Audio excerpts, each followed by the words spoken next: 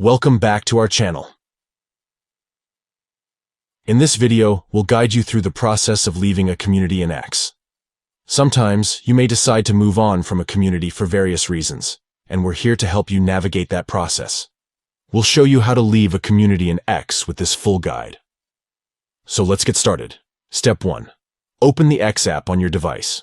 Take a moment to launch the app and ensure you're on the home screen. Step 2.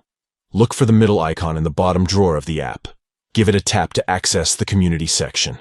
Step 3. Tap on the wanted community icon, or use the search icon to find the community you want to leave.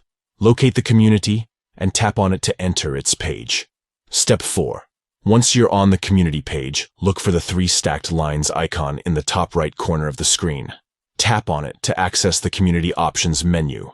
Step 5. Within the options menu, locate and tap on the Leave Community option. Confirm your decision to leave the community. By leaving a community in X, you can manage your community associations and focus on the communities that align with your interests and goals. It's important to regularly assess your community memberships to ensure they continue to add value to your experience. Thank you for watching our full guide on how to leave a community in X. If you found this video helpful, please give it a thumbs up and consider subscribing to our channel for more informative tutorials and guides.